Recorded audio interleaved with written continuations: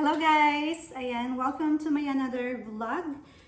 And yeah, it's me, Hesper, and welcome to my channel at Lovely Hesper. So, kamusta kayo? Kamusta? This is our almost a month of quarantine or ECQ here in the US. And yeah, okay pa naman nakaka-survive kahit papano. So, hopefully kayo rin dyan. And so, para mabawasan nating stress, you need to make a way na para, ma-divert yung mga naisip natin. So, maybe this kind of things na pagluluto ay makatulong, So, yeah. Anyway, for today's video, we will make a Korean French toast. Ito medyo iba to sa usual na French toast na yung, nakikita natin and nakakain natin sa mga restaurants, right? This one is onti lang naman yung difference, pero actually it's almost the same.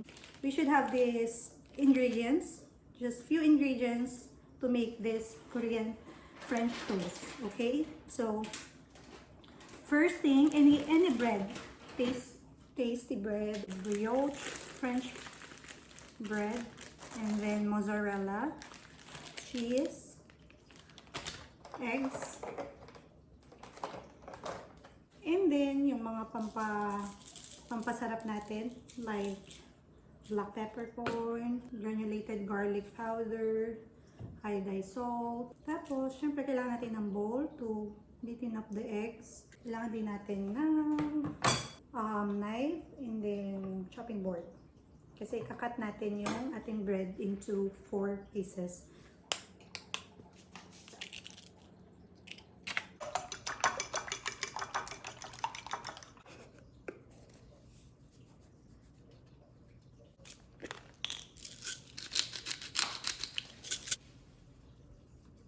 Yung black peppercorn is optional. Ako kasi hindi ako nakakapag-itlog nang wala to. Talagang bet na bet ko talagang may paminta sa itlog. So sa inyo, ano nyo na lang yan? Option nyo na lang yan. Alright, so we will proceed to the next procedure, which is this bread. Ayan. Totoo ang chismis. Ayan. Ikaw yung unang nakita, pero iba ang pinili. Charing! Hugod! Nakakatuwa kasi tingnan mo. Tingnan niyo yung bread. May diaper siya. Ayan, kailangan siya tanggalin. Diba? Social! And then, we'll make the cheese. Let's get the cheese and put it to the brioche bread. Ito yung kinuha ko yung pa-square kasi para mas madali siya. Kumbaga easy siya sa ating gagawing procedure today.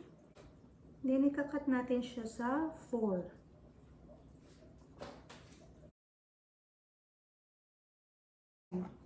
Actually, itong Korean toast, French toast, ginawa ko na to last time, guys. Hindi ba? Tumikim pa ako.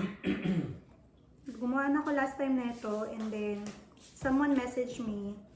May mga nagtatanong actually kung paano ko daw ginawa to, turuan ko daw sila. Napaka-easy. Ganyan lang siya, guys. Lalagyan mo lang siya ng cheese. I-dip mo lang siya after. Tabi natin to. Ayan, para kompleto na talaga. Ito, nakalimutan natin. Butter. Any butter will do. Kayo na bahala. I already heated up the pan. Mainit na siya. Kanina pa siya dyan. Sa pag-fried ng French toast. Ayan. Sabihin natin ante. Tapos, ang ginagawa ko, since may egg kasi yung ating, diba, gagawin, lalagyan ko siya ng onting-onti lang naman, olive oil. Alam niyo yun? Onti lang, yan.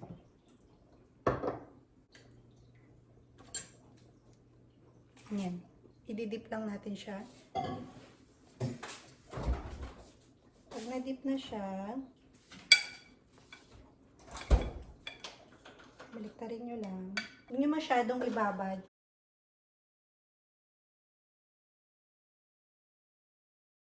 Kasi nagsasag Sasag yung ano na texture. So, ayan. Last time gumawa ko nito, medyo nagsag ng konti. Konti lang naman.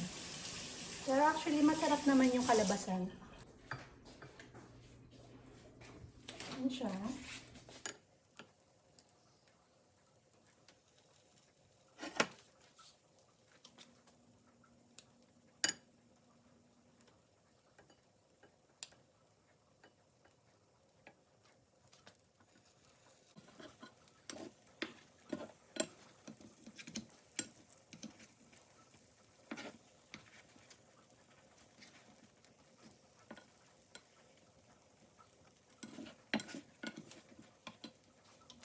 Okay guys, so we're done to our Korean French toast, and this time I will make a dalgona coffee. I don't know if I mentioned that to my first or to my intro video.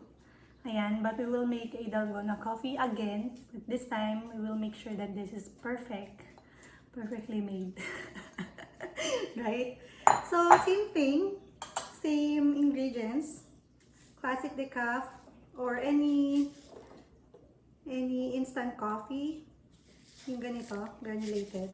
And then milk, sugar, hot water, mixer. And this time, ang mixer na gagamitin natin is this one, yung pang froth talaga. Actually, I forgot na meron pala kami nito. Ayan. Ganyan siya. And decharge siya. Ganyan. And then yung dulo lang niya yung gumagana. Ayan. Actually, yung iba nito, automatic. Nag-ano siya, nagme-make siya ng froth at the same time, mainit yung coffee mo. I mean, yeah, froth and then hot at the same time. But this one is just for froth. Ayan. Okay, so let's start. So last time, kaya siya naging failed yung ating dalgona kasi hindi siya equal.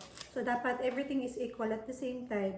Hot water dapat ang gamitin natin, not the cold milk. Kaya hindi siya nag-froth.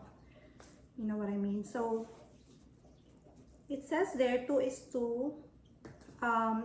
equal lahat. So 2 tablespoons, everything is 2 tablespoons. So 2 tablespoons of coffee, 2 tablespoons of hot water, 2 tablespoons of sugar. So ganun ang gagawin natin. Alright? Ganyan. Dalawa kami ng asawa ko, so gagawin ko 4.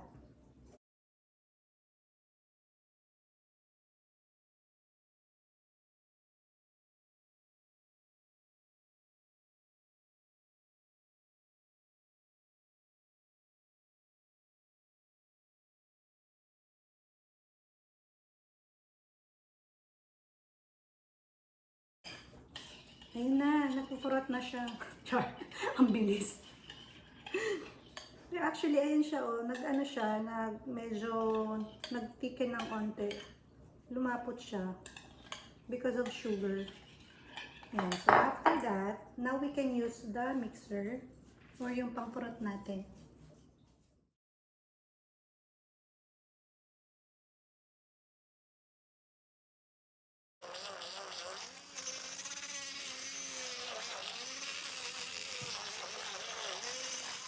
Ayan guys, nagbago na yung consistency niya o yung texture niya. Medyo, ayun na siya, malapot na siya.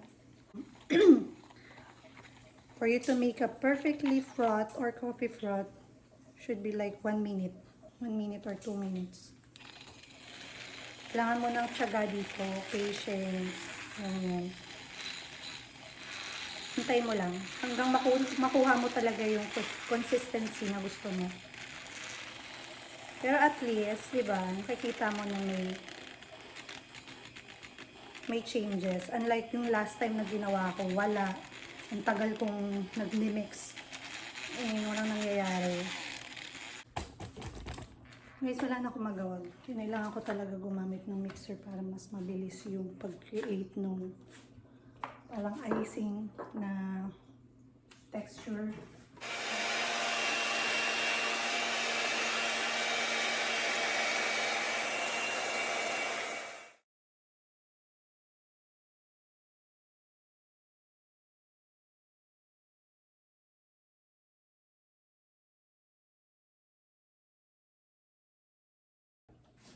There you have it, guys. Here's my Korean French toast.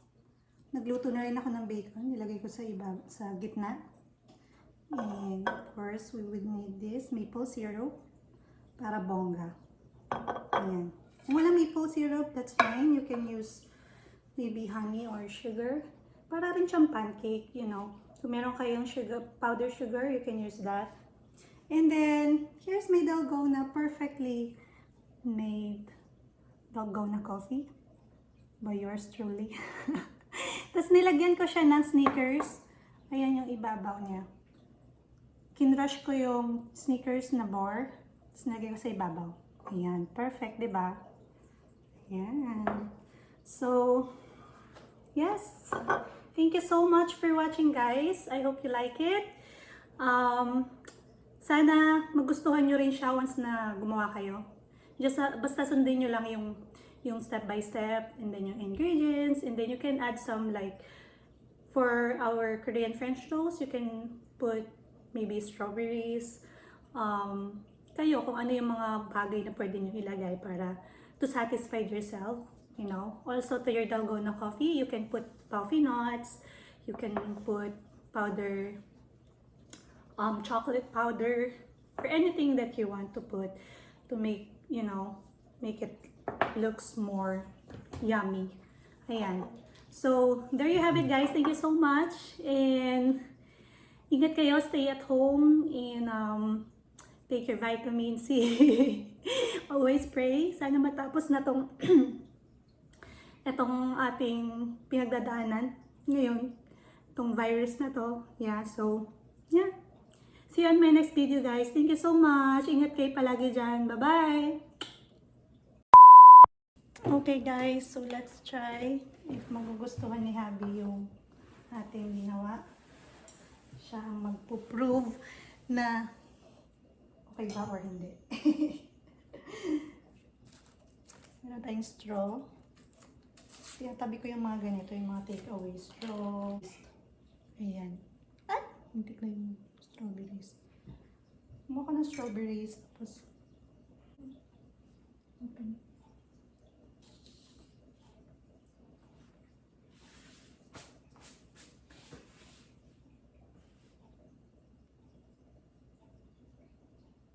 Really? On a big plate?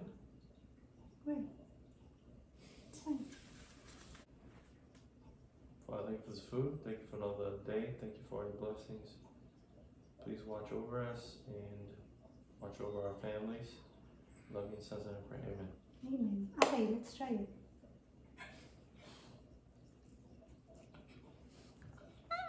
Nananaba ako, guys, kasi kain tulog. Weh. It needs more syrup though. Why being cheap? Nakakaya. Syrup now? Ano ba? More, just pour it. Okay.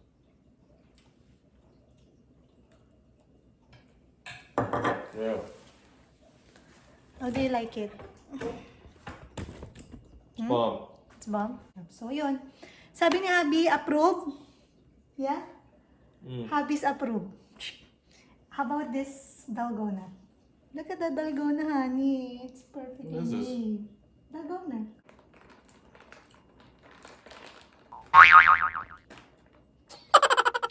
So, ayun lang, guys. Approve naman kay Habi. Right?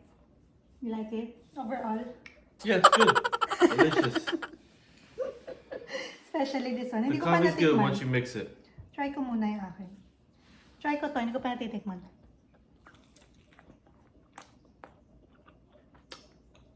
Sarap. Kasi nag-mix yung alat tsaka yung tamis. Yung alat sa cheese. Tapos yung tamis from maple syrup. Dagdagan mo pa yung itlog. Sarap. DALGONA. Try ko.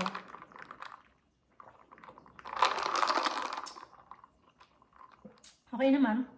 Pero I can tell na mas masarap yung nakaraan. You know why? Because yung nakaraan kasi nilagyan ko ng creamer. Yung flavor na vanilla. Dapat pala yun ang nilagay ko, hindi yung plain na milk. Mas masarap siya, fairness. Pero kayo, bahala kung anong gusto nilagay. Pwede yung depende kung anong milk ang gusto nyo ilagay. Like for example, oat milk, o kaya almond milk, or kayo bahala kung anong flavor yung gusto nyo for your dalgona. Sa akin, naging plain lang siya. Okay naman. Sinabi ko lang na mas masarap yung nakaraan kahit failed, kasi nga, ang ginamit ko dun is vanilla creamer. Sarap. Parang Starbucks. So yun lang guys. Thank you so much for watching. See you on my next vlog. Like and subscribe. Thank you! Bye-bye!